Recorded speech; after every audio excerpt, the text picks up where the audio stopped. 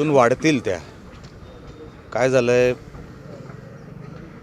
उभाटा ह्या पक्षाकडे कोणी उमेदवार तसे ताकदीचे सापडले नाहीत. धरून पकडून उमेदवारी द्यायची कळल्यानंतर की आपल्याला कशासाठी उमेदवारी इकडे दिली त्यांनाही माहीत नाही. अशा परिस्थितीमध्ये ते फॉर्म मागे घ्यायच्या प्रक्रियेत गेले आणि त्यांना माहिती आहे विकास कोण करू शकतो, डेव्हलपमेंट कोण करू शकतो, पैसा कोण आणू शकतो पंचकृषीत, जिल्हा परिषदेमध्ये, आणि म्हणून ते आपल्याकडे वळतात. कुठेही आम्ही कोणाला जबरदस्तीने किंवा कोणाला फोन करून की आमच्याकडे या असं एकही उदाहरण तुम्हाला भेटणार नाही. स्वतः स्वखुशीने जर कोण येत असेल तर त्यांना आम्ही थांबवणार कसं? आणि मुळातच ते उभाटाचे नाहीत. तुम्हाला गैरसमज ते करून देत आहेत की उभाटाने फॉर्म भरला आहे. खरं त्यांना धरून पकडून भरलं गेलं आहे. आता ते अजून 48 तास आहेत. उद्याचा दिवस कदाचित सुट्टी आहे. शेवटच्या दिवशी आपल्याला कळेल की अजून भरपूर लोक आहेत. उभाटाने त्यांना काहीतरी सांगून तिकडे फॉर्म भरायला लावलेत. त्यांच्याकडे कार्यकर्ते राहिले नाहीत, त्यांच्याकडे आता उमेदवार राहिलेले नाहीत.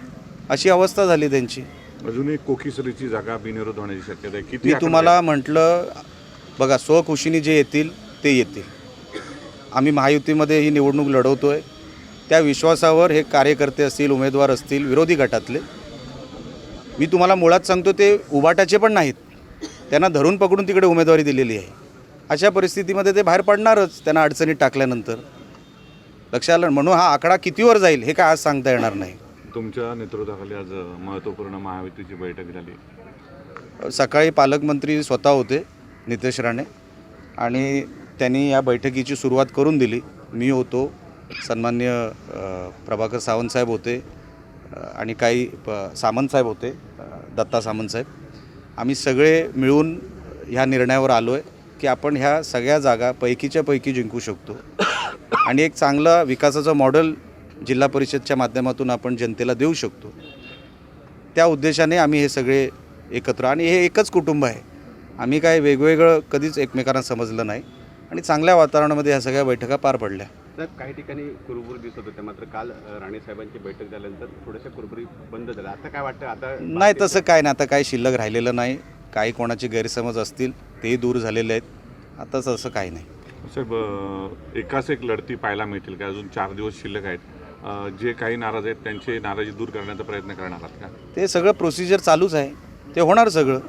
आमच्यामध्ये असं कुठेही उणीव राहील एकमेकांच्या विरोधात असं काही होणार नाही. साहेब, तब्बल 97 राणे साहेबांच्या ताब्यात जिल्हा परिषद आहेत. काय अजेंडा आणि व्हिजन घेऊन पुन्हा मैदानात उतरलात तुम्ही? बघा, मागचे 27 वर्ष जिल्हा परिषद, म्हणजे आता भरपूर वर्ष, 7-8 वर्ष निवडणुकाच झाल्या नाहीत, पण 27 वर्ष पारदर्शक कारभार देण्याचं काम राणेसाहेबांच्या नेतृत्वात झालं.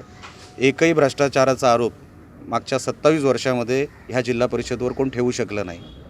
तसाच पारदर्शक कारभार. आणि आता पालकमंत्री, खासदार, सत्तेमधले सगळे आमदार हे आता जिल्हा परिषद, आणि जिल्हा परिषदला कुठे पैसे कमी पडता कामा नाही.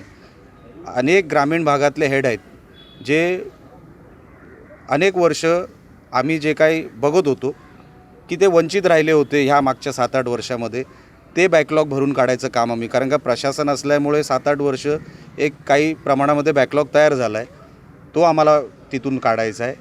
आणि नवीन योजना, अनेक योजना जिल्हा परिषद माध्यमातून आम्ही देऊ शकतो. ही एक महत्त्वाची बॉडी आहे जिल्ह्यातली. आणि माझा असं समज आहे की सर्वात महत्त्वाची बॉडी कुठली जर जिल्हा असेल तर ती जिल्हा परिषद आहे.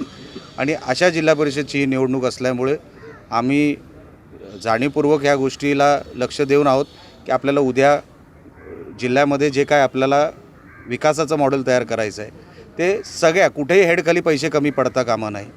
पारदर्शक कारभार झाला पाहिजे आणि नाविन्यपूर्ण काहीतरी योजना, नाविन्यपूर्ण काहीतरी स्कीम जिल्हा परिषदमधून बाहेर पडाव्यात.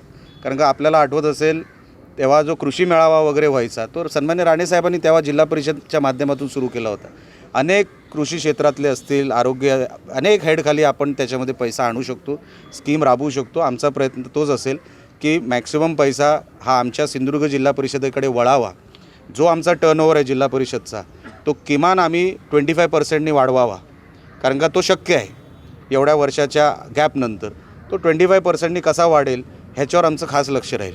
साहेब, मुंबईसह 25-26 ठिकाणी महायुतीचे महापौर बसत आहेत आणि डोंबिवलीमध्ये राजसाहेबांनी तुम्हाला पाठिंबा दिला आहे. ते आता त्या वेळेला ज्या स्थानिक पातळीवरचे जे नेते आहेत, स्थानिक नेते जे आहेत ते निर्णय घेत असतात.